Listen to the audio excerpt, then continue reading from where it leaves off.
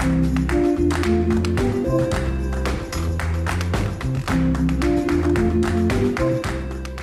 and welcome to Storked, the podcast in which we explore the many ways to build and define family. I want to introduce you to Lauren from California Cryobanks, who is a genetic counselor. We're going to talk about what that means. But before I get there, I want to just share that one of the most pressing questions that I get from DMs and from people who call me and want to have a little chit chat and get advice is, how do I pick a sperm or an egg donor?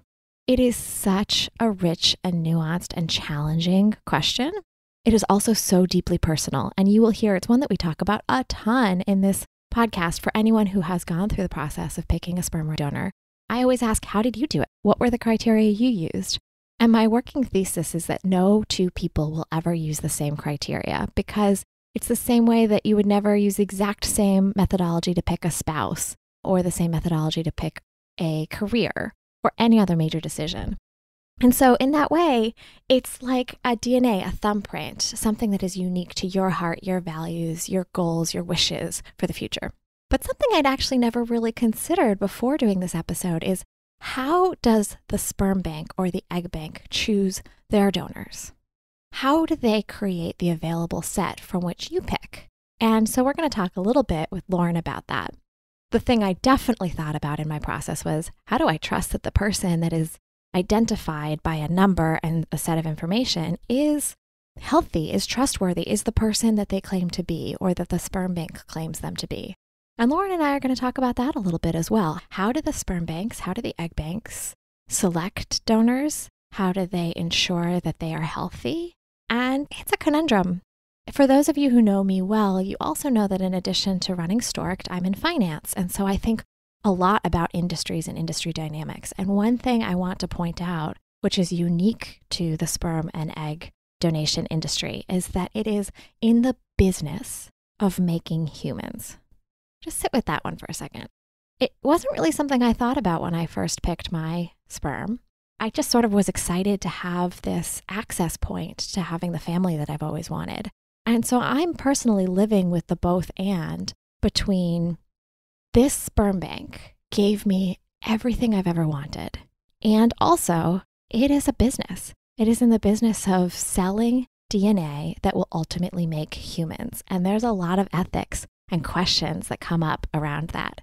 Lauren and I together scratched the surface of some of those questions, and it's definitely a point of exploration that Storked will be pursuing in the future. So I hope you love this episode. I hope it answers some of your questions. I'm sure it'll bring up others. And if you love it as much as I do, please don't forget to like us, subscribe, share with friends. Every little review counts. And don't forget, we also have a newsletter. Thank you.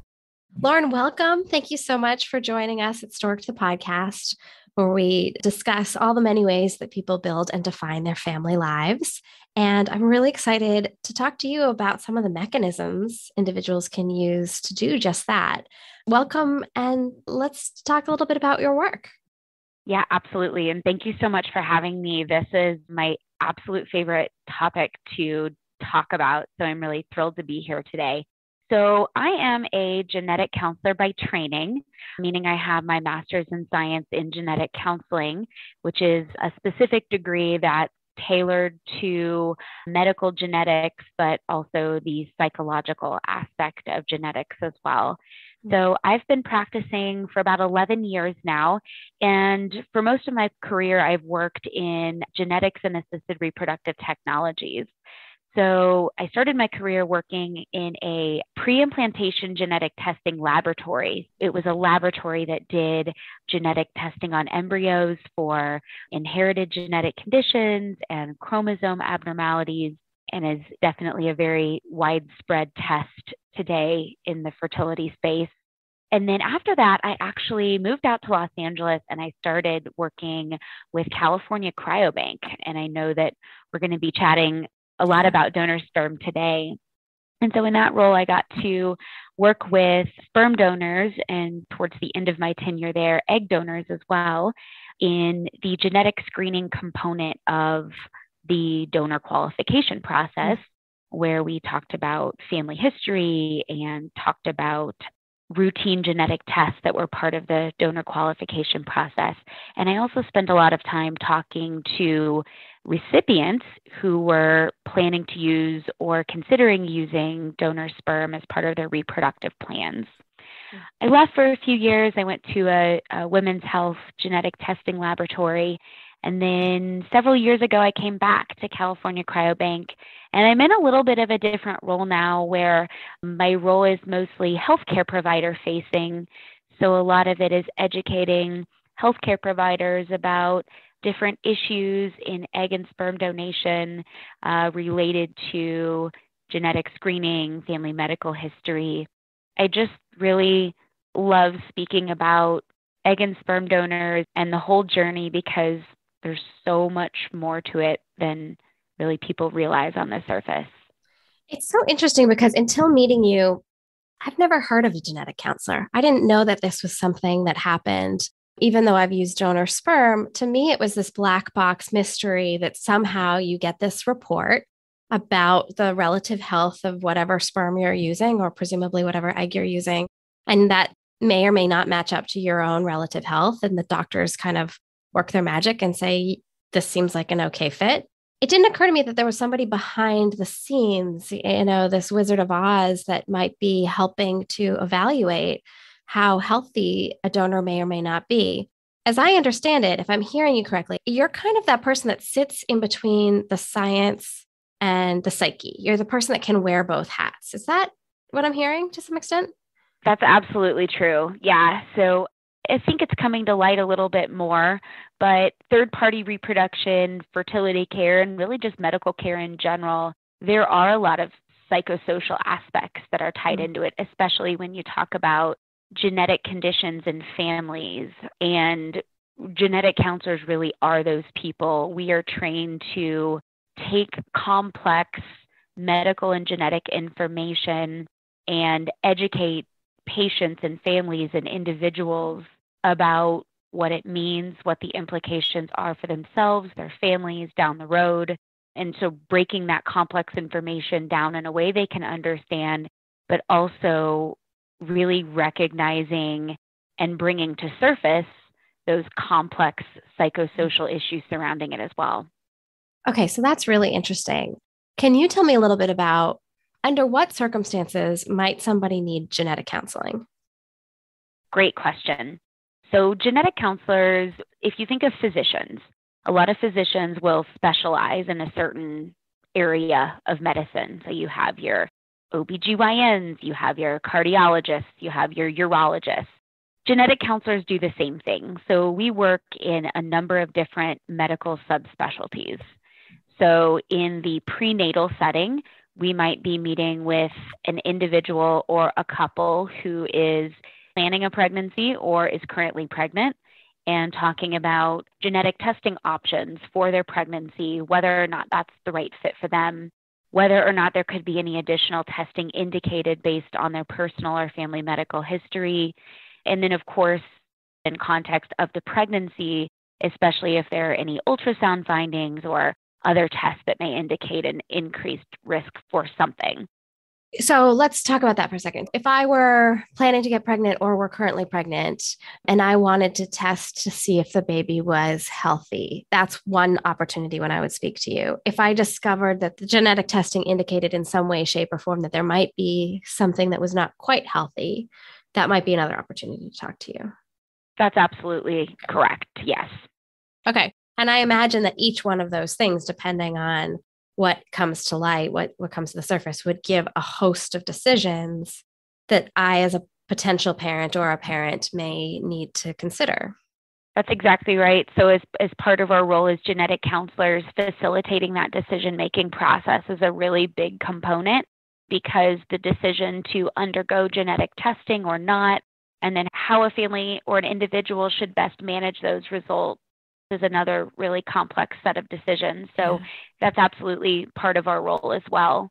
And, those scenarios and those decisions are also applicable to other areas where genetic counselors work, like in cancer genetics, talking to families about hereditary cancer syndromes. And then a very small piece of the pie is genetic counselors that work in assisted reproductive technologies and infertility. So there aren't many of us. So I'm somebody who's used donor sperm. And the results are amazing. I mean, my son's incredible. Tell me about, were you behind the scenes making sure that the donor I used was healthy? What was happening that I may not have been aware of as somebody who was working to conceive a child in this way? So genetic counselors certainly play a huge role in that. In the company that, I work for now and have worked for previously, there is a team of genetic counselors who actually facilitate that genetic screening process. And it's a routine part of the donor qualification process. And I should say that that holds true for really all of the major sperm banks in the United States and worldwide as well. There are certain medical guidelines that exist that dictate, what should be done to screen and qualify a sperm or an egg donor to that degree. So in the background, while the donor is going through that donor qualification process to become a sperm donor at a sperm bank, I would really say there are two major components to that. First is evaluating the donor's personal and family medical history. So the genetic counselors will take a 3-generation family medical history, looking at the donor's parents, and the donor's grandparents as well, and asking very detailed medical questions about what's going on in the family. Sometimes in taking a family medical history, there can be certain conditions that come up that maybe suggest some sort of pattern in the family. And at that point, there could be a concern that the donor or any offspring that are conceived using that donor could be at risk for a particular condition. And so that could be a reason why the donor may no longer be able to continue in the donor qualification process, is something that comes up in the family medical history. What are some of the things that you've personally seen come up in a family medical history? Yeah, it's a good question. So, first of all, just to say, we all have things in our family medical history. There's no such thing as a clean medical history. So, we often see cardiovascular issues, especially kind of in the American culture. That is not uncommon. We see certain cancers come up in the family. And in those cases, we're looking for patterns of particular types of cancers and how old the person was when they were diagnosed with cancer. We see, mental health issues, especially in the last 2 to 2.5 years.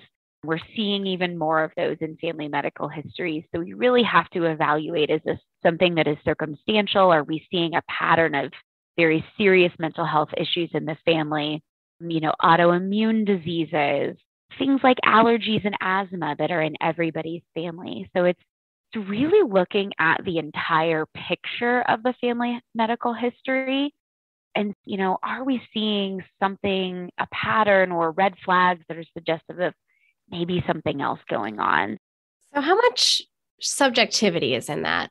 When I ask about that, I mean, like, on one hand, you're telling me to some extent, every family has this stuff and every human has this stuff. So I imagine that as a genetic counselor, you have to weigh and use your own, maybe not intuition, but subjectivity around what is relatively standard and what is outside of the realm of acceptable boundaries that might tell you to not accept a donor.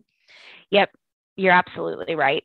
It's a little bit of a combination. So genetic counselors are actually specifically trained to evaluate family medical histories because depending on the condition we're talking about, there is definitely data to suggest that, if this scenario exists, then there is this amount of an increased chance in a child. And I think that's one of the values of having a team of genetic counselors, because we're constantly going off of each other and asking for advice on certain medical histories and what do you think of this? But also to add, there are actually medical guidelines related to family histories and egg and sperm donors. And some of those pieces of the guidelines are very specific to say, if a donor has this condition, the donor, should be considered ineligible for the program. Of course, these are just recommendations, and programs can take that information and do, what they wish with it. But the big thing is making sure any recipient that would use that donor is educated properly. That's interesting. So let's say I was looking at a donor who had this, was sort of on the line of something that might be risky. Would you then get on the phone and explain to me the implications of choosing a donor like that? Or how does that work? That's absolutely part of what our team of genetic counselors do when it comes to talking with recipients who are considering using a particular donor. We really value that educational piece of explaining what this condition is and what it could potentially mean for any offspring that are conceived using that donor. So that's definitely part of our role. And different sperm banks have different ways of doing it, but the recipient education piece is a really huge component of it as well. We can't forget that this is a bit of a business. How do you personally, or does California Cryobank, think about weighing the risk that a potential donor might have versus the fact that you probably need more donors so that you can satisfy the growing needs of more people like me who want to build their families? Like, how does that trade-off work? That's such a great question. And I'm really glad you asked it, because you're exactly right that we are a business, but at the same time, a huge reason why we have such a large team of genetic counselors is because we are invested in protecting the health of donor conceived individuals. That's a very important part of the process. I think one thing that we are very attuned to is the idea that the recipient needs to have a genetic counselor or a healthcare provider that is well-versed in genetics, that is working with them directly, who can kind of help guide them and educate them throughout the process. So someone really on the end of the OB's office or the fertility clinic, that's kind of their healthcare advocate, that is making sure they are well-versed and have a good understanding of the potential implications. I think keeping in mind the autonomy that recipients should have when they're choosing a donor is at the forefront of all of this. Because at the end of the day, choosing a donor that best fits your needs is really complex. And just because a donor might have something that a sperm bank would consider risky or a red flag in their personal or family medical history, or even on a genetic test result, maybe that shouldn't necessarily prevent a recipient from being able to use that donor. So to answer your question, it's a really delicate balancing act, but we really do recognize that at the forefront, the recipients and the donor conceived individuals really are the most important piece of this whole puzzle. So I have a couple of follow-up questions on that. One of them is that we're talking in the abstract. Is it possible to give us a theoretical example? Like, under what circumstance might somebody weigh the trade-offs between a potential genetic risk and their other needs? Of course. So one of the tests that donors undergo when they are undergoing the donor qualification process is a test called genetic carrier screening. So looking at the donor's genetic makeup and determining if he or she carries mutations for certain genetic conditions that are inherited in an autosomal recessive way. And what that means is both the donor and the recipient would have to carry a mutation in that same gene in order for the resulting child to actually be at risk for that condition.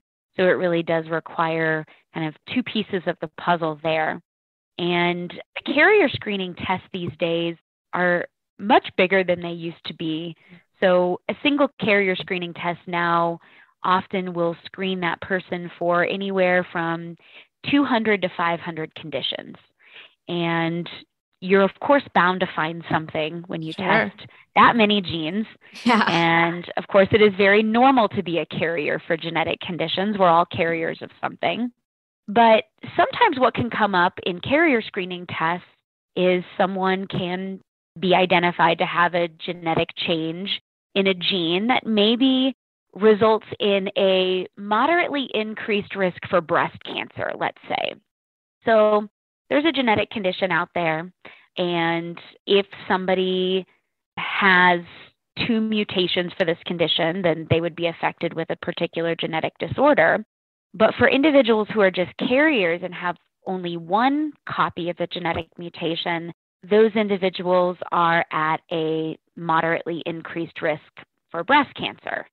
Not something like, the BRCA genes that people know a lot about, where there's, an 80% plus increased risk over someone's lifetime, but a very small to moderate increase in the risk. And so that's a condition where it's a gray area, because these individuals are very healthy otherwise.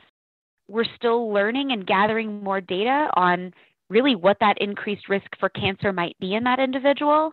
Medical technology is getting better and better at screening for cancers at a very early stage. And so that's one of those conditions where the question comes up, should that donor be prevented from participating in the donor program?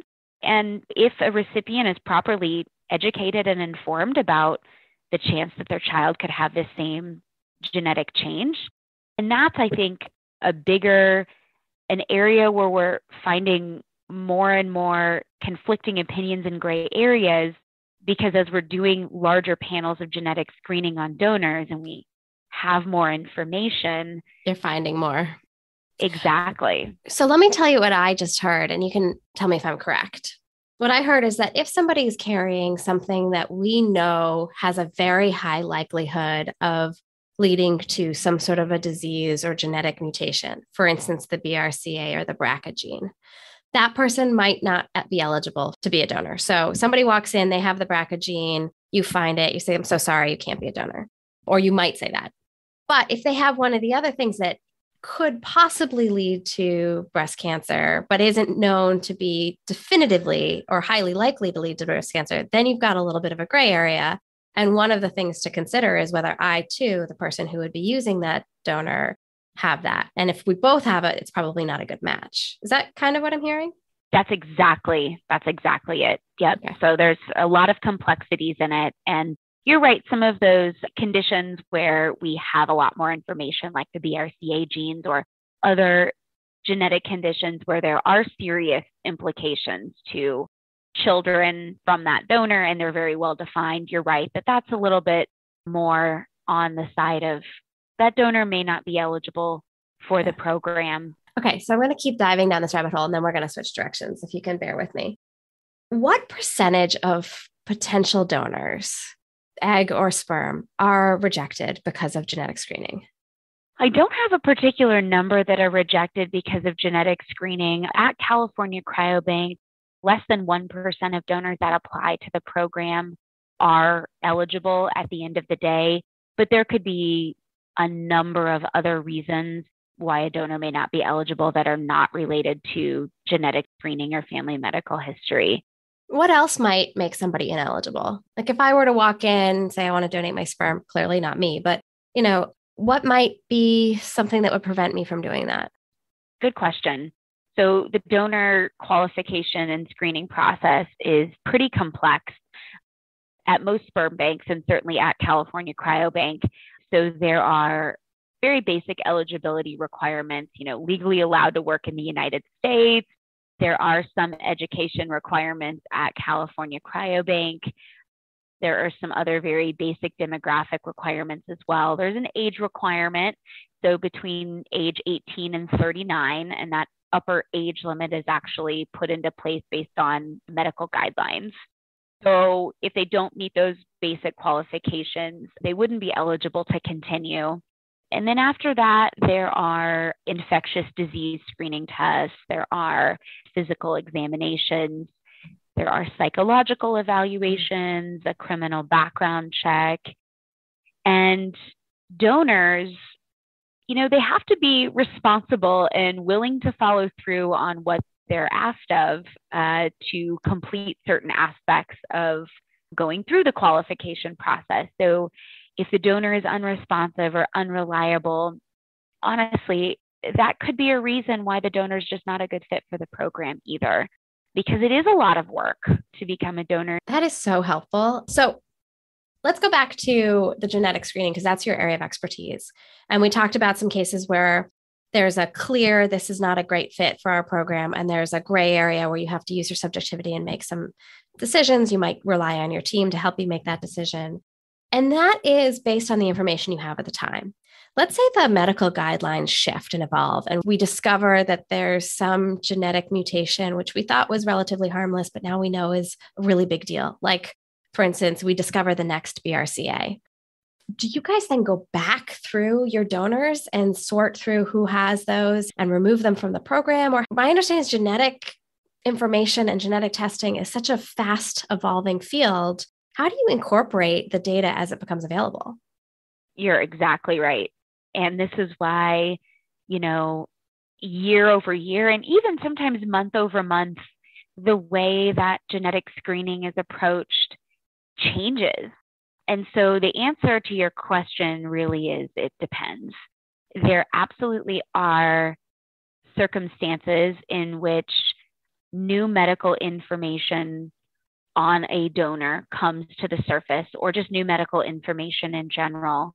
And there absolutely is a lot of education notifying families, kind of backtracking and deciding how we manage this now in light of the new information. And that is a huge role that the genetic counselors at California Cryobank play, not only involved in the donor screening and recipient education, but also reevaluating those practices and determining, do we need to restrict this donor's vials and get them off of the catalog based on new guidelines or new information? So one good example of this is way back in 2008, there was some new medical guidance that came out that recommended that everybody of, reproductive age or reproductive planning should have carrier screening for this specific genetic condition because it's widespread in the population. It's very severe. Babies who are affected, it, significantly affects their lifespan. And so for all of those reasons, the medical societies came out and said, anybody of reproductive age should have this carrier screening. Well, some of the donors who had been on the catalog or who had been screened several years ago hadn't undergone that carrier screening. So based on those new medical guidelines, they had to go back and either, rescreen donors if they were still available to come back to the program for that purpose, or restrict the use of the donor's vials because he had not been screened for that condition. So that is one example where there was some rethinking and backtracking on how do we manage these donors that have already come through the program. So interesting. And we're talking about, with this particular example, we're talking about how medical information that is available to everyone changes or medical guidelines change.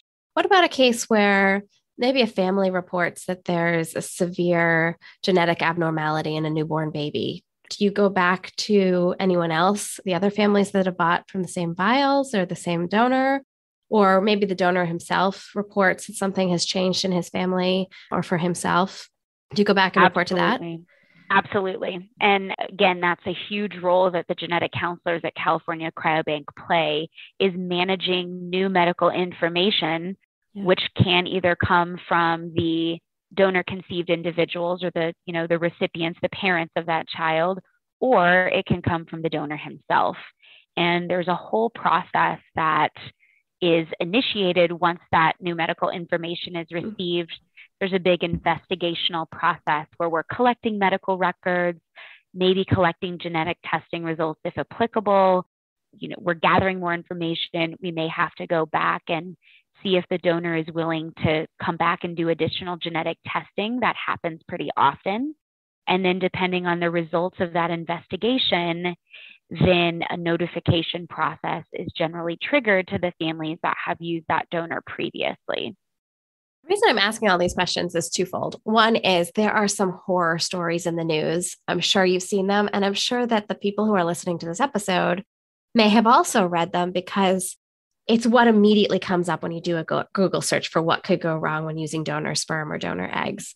And as somebody who has received donor sperm and used it successfully, I have this fear that will never go away, that one day we're going to discover something that will impact my son's life. And so I'm trusting that California Cryobank or whichever large sperm bank I use is giving me the most up-to-date information, that is just properly screening and making sure that the donor I chose was the best possible donor. How do you talk to somebody like me who will probably continually live with this fear for the rest of my life? How do I get comfortable with this scary unknown of this number who represents one half of the genetic DNA of my son? So one thing I typically say, which doesn't necessarily make people feel better, but it puts really this whole question and this whole topic into context, in that every pregnancy, every baby, there's always this kind of background chance of a major medical issue or a birth defect. So generally we quote like 3 to 4%, regardless of whether a donor was used or what the circumstance was. That's always going to exist regardless of how good we get with screening and how much, medical advances we have. And, again, that doesn't really make people feel better, but it sort of puts the whole topic into context, and to say that we can do all of the screening we want under the sun. And most people who are conceiving a pregnancy, if it's, let's say, a heterosexual couple, they're going to undergo significantly less screening and evaluations than an egg or a sperm donor might. So that said, we can never eliminate that chance in any pregnancy. You're right that there are horror stories that are out there, and it's really sad and unfortunate and terrible that these people have gone through these experiences and are dealing with so much in a medical diagnosis in their child. And I really empathize for those families. I think, I can say at California Cryobank and really at most sperm banks, because there's kind of this collective desire among sperm banks and even egg banks to provide recipients who have used egg and sperm donors with the best information that can be used for their child's medical management down the road. So in this quote unquote industry, that wish definitely exists. And so sperm banks and egg banks are really continually evolving their practices to figure out what is the best way we can disseminate new medical information to recipients and donor conceived persons so that they can be best equipped to manage their medical decisions and screening in the future. What I would say to someone like you, who does have this thought, is that a phone call to the sperm bank every 6 months or every year never ever hurts. Someone will always be happy to speak with you on the other end of the line to see if there have been any new updates in the donor's medical history. Sometimes the donor's grandparent has passed away, or there's a new diagnosis. And while that might not be proactively given to the family because it doesn't change the risk assessment of the family, we're still happy to reassure you and say, no, we haven't had any major changes or major updates at this time. So it occurs to me that there are two people I need to trust in using a sperm or egg donation from you guys. One is the broker, so to speak, the bank that is providing me this incredible gift of life. And we can't ignore that this is a huge and tremendous, there's no other word for it than gift that we get access to build our families. And then there's also the trust that needs to happen with the person who's donating.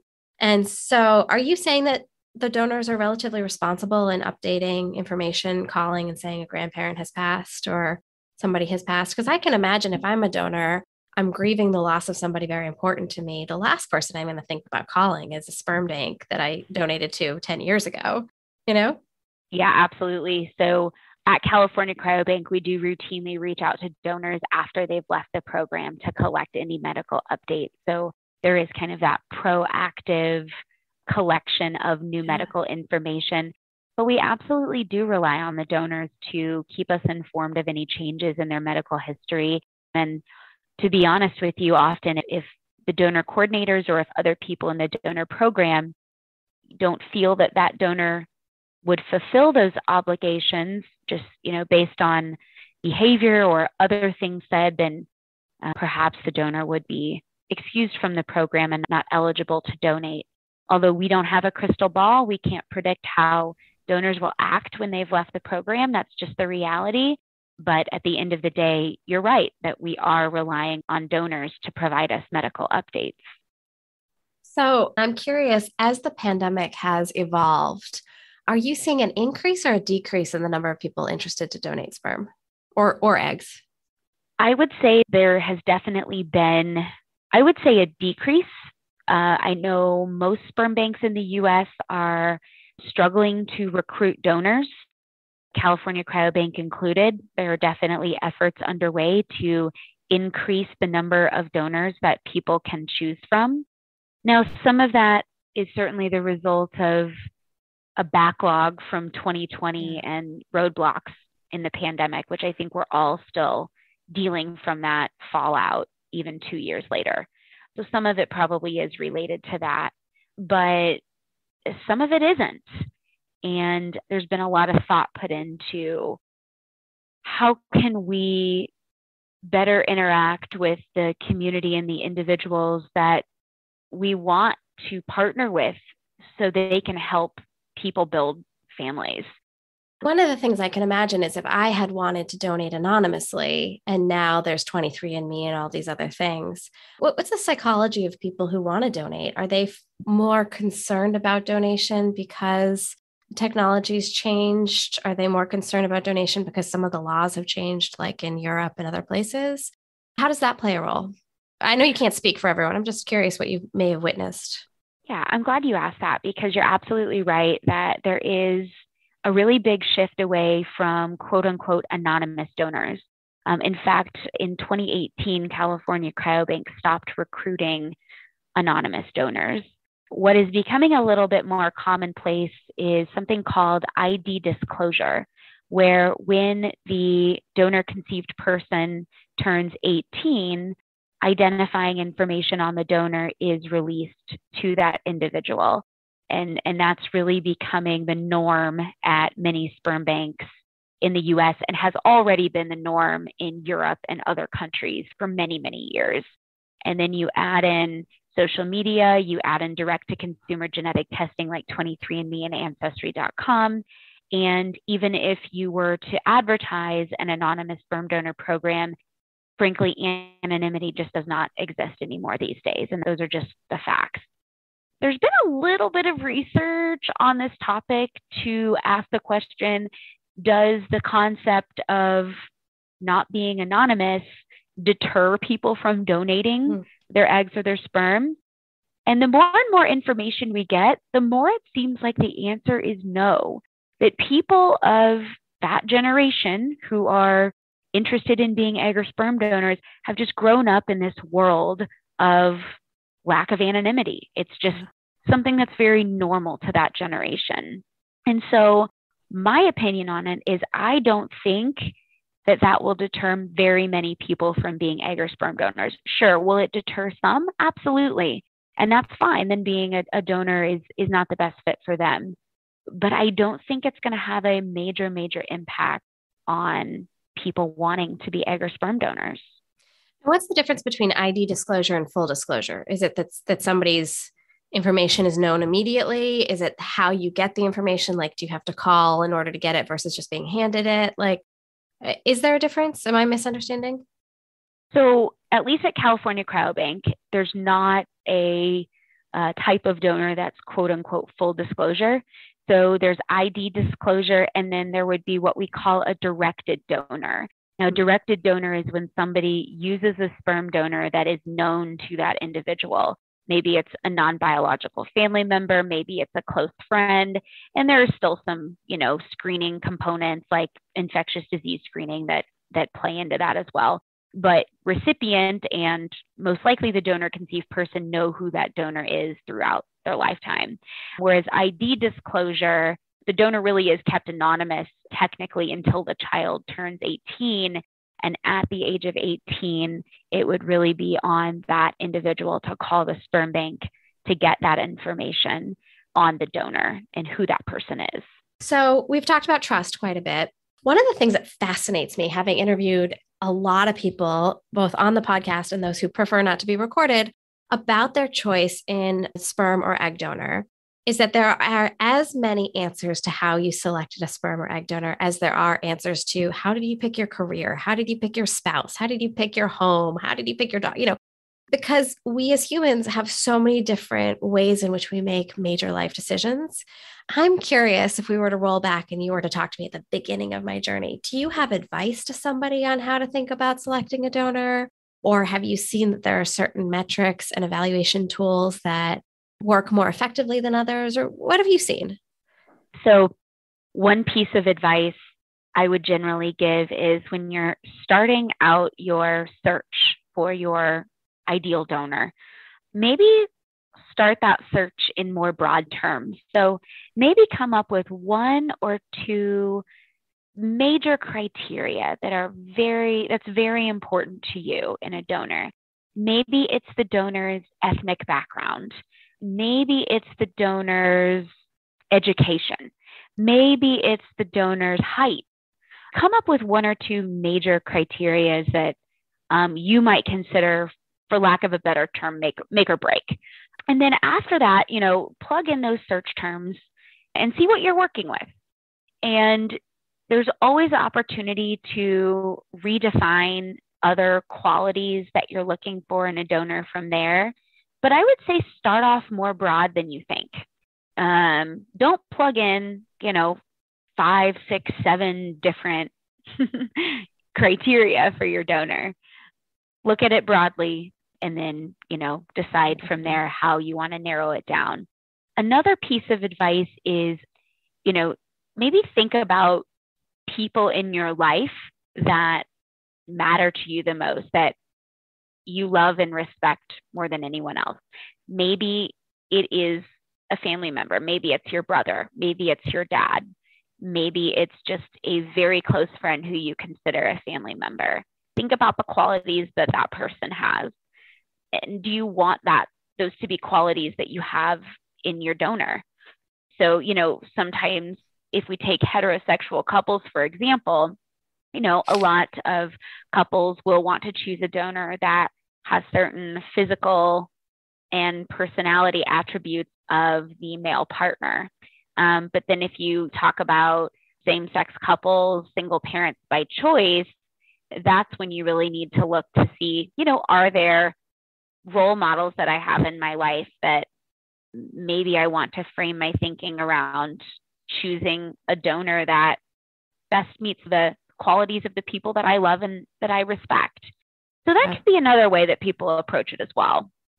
Such a good piece of advice. I screened for kindness, which is almost impossible because you can't click a button that says, is this person kind? So it made it very hard to do my screening. I had to narrow first and then read through the fine print to see if I could identify kindness.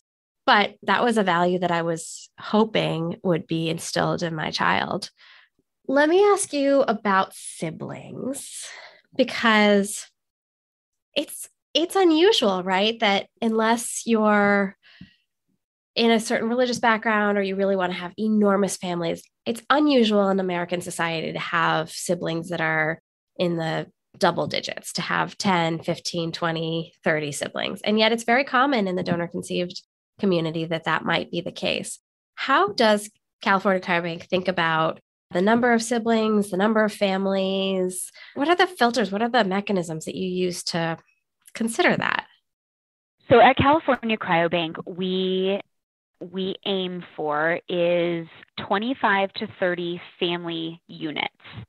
A family unit could mean one child, it could mean 3 children, but we limit the number of families who can actually use a particular donor, because people do have that worry that they're going to have 200 siblings out there. And that's just absolutely not the case at California Cryobank, or even at what I would hope, a lot of the major sperm banks would do as well, that they really limit the number of vials that are collected on a donor and the number of families they actually distribute them to. That's why one of the many reasons why people who use donor sperm through California Cryobank should report their pregnancies, because we're constantly evaluating how we distribute that donor's vials based on those pregnancy reports that we get in. So if you see an email that says like, report your outcome of your insemination, please pay attention to those. That's really important. So that is one way that we definitely limit it. And once, based on our reports, we reach what we believe to be the number of family units, at that point, the sale of a donor's vial would be restricted to siblings only. So you can only purchase additional vials on that donor if you already have a child using that donor. And that's a way that we can kind of say, okay, like we've reached this number, and now we really want to limit the number of donor conceived persons from this donor even further. Conceivable if let's say every family that has access to this one donor has 2 or 3 kids, it's conceivable that there could be 90 offspring from one donor. It's conceivable, but it's probably unlikely. So in those cases where, families have reported a, larger number of children, let's say 3 children, then distributing additional vials on that donor may be further restricted based on a high number of children within that family unit. So, the number of family units is a pretty loose guideline, but we also look at, number of pregnancies and births from that donor as well. Got it. Well, as somebody who assists families in creating their dreams and building the family that they hope for and expanding with children, donor conceived children, how do you personally define family? Oh my gosh. I know, it's not an easy question. It's a wonderful one though, because from a personal standpoint, I have people in my life who are not my family from a biological standpoint, but who are family to me. I don't know why I'm getting emotional about this. Because it's emotional, because family building it comes from the heart, right? Of course it's emotional. And yeah. So, I think blood and biological relatedness to me doesn't define family. That's really how I feel. It's just the people that love you unconditionally. And there's so many different ways of building a family these days, and not even necessarily in the context of having a child, but, these non-traditional families as you get older, and families blend and families come into each other. Think of like Modern Family. Yeah. I do love that show, but it is a really good example of how family units are these days. Is, maybe they're families that have blended together. Maybe part of your family is some, non-biological family members that are considered family, but just aren't around. So just the people that you love and respect most, regardless of biological relatedness, would be how I define family. And who was it who came to mind when you started getting a little teary? I would say my stepdad, for sure. What is it about him that makes your relationship so special? So I lost my dad about 7 years ago, and we were very close.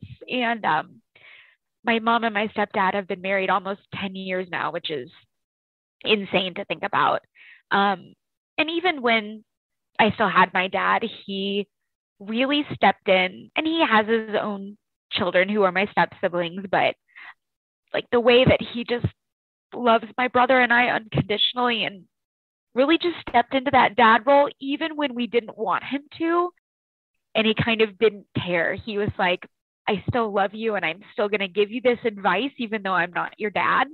And he just kind of kept at it. And now he is one of the people that I can turn to for advice and for anything. I can call him whenever I need to. And I love how our relationship has evolved, and I can just trust him unconditionally. And trust is a really big thing for me that doesn't come easily. So I think the trust that I have in him is exceptional. It's amazing because now you got me crying. I've been grilling you as a representative of California Cryobank because, at our core, we're not just talking about how many vials of sperm. We're not talking about genetic testing. Yes, those things are important, but we're talking about how can I trust that my family's going to be safe and that they're going to be okay and that I can have the family I want, whatever it looks like. And it's so important. We talk a lot about blended families on this podcast. And we talk a lot about families by choice, that are chosen people. And beyond the genetics, beyond the science, this is raw. It's intense stuff. I completely agree. And I think one thing that I really wanted to bring up that I don't feel like I got the opportunity to over the last hour is I wanted to bring up the donors, because we've been talking a lot about donor conceived persons and recipients, but I also want to acknowledge and give some love to our donors out there who are providing people with the gift of families and the gift of life. And the process is long and arduous to be an egg or a sperm donor. So I have the utmost respect for our donors as well, who are going through this process and giving people that gift of family. So I wanted to be sure to add that in there as well. It's so beautiful. And it's been my dream to interview a sperm donor one day, because I want to know who is on the other side of this number, of this profile, of this genetic report that I get. Who did this? Who gave me this? Oh yeah, now I'm gonna cry. Who gave me this thing that I've always wanted my whole life? Like who did that for me? It's just amazing. Yeah, it really is. And I mean, they dedicate a lot of time and energy in these donor programs. There's so much they have to do. And so I think some people think, oh, they do it for the money.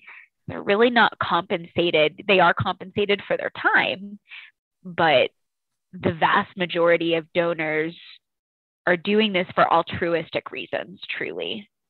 There are very few things that are still altruistic these days. Very true. Yep. Well, why don't we close on this? It is such a pleasure to have you. Thank you so much for spending your time and helping us understand, really demystify this very confusing component. We are so lucky that science is allowing donor conception right now, and that our laws for now, and we happen to be talking at a very momentous time legally, but that our laws are allowing donor conception. And still, it's a big mystery, and it's confusing, and it's scary, and it's wonderful, and it's all of the things. And so you have helped unbox some of that. And so thank you for that. It really means a lot. Absolutely. And, anyone who's going through this process, my biggest piece of advice would be to get your support system in place. Yes. Not your doctors. They're wonderful, but just someone that you can just unload all of your thoughts and feelings and fears and concerns on, because there will be a lot of those throughout the process. So just have your people that you can lean on. I'm going to second that. And I'm going to say, not only did I have my people, but I actually called California Cryobank a couple of times and unloaded on you guys. We're there for that as well. If I had time for, the number of hour-long conversations I had with people that really just wanted to talk to someone about choosing a sperm donor, I'd probably be pretty wealthy right now. And I really valued those conversations back when I used to talk to recipients regularly. And it struck me how many of those people didn't have anybody else to rely on and to talk to. And so I was very cognizant of that when I had those conversations with people. But having a big support network or a small support network, but a support network of some kind is really important. That's so well said. Well, thank you.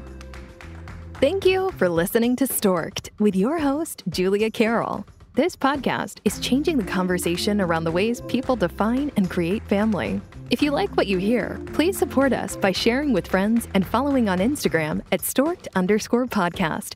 We also always appreciate it when you rate and review us wherever you listen to your favorite podcasts. For more information, visit storkedpodcast.com to sign up for our newsletter. That's STORKD podcast.com.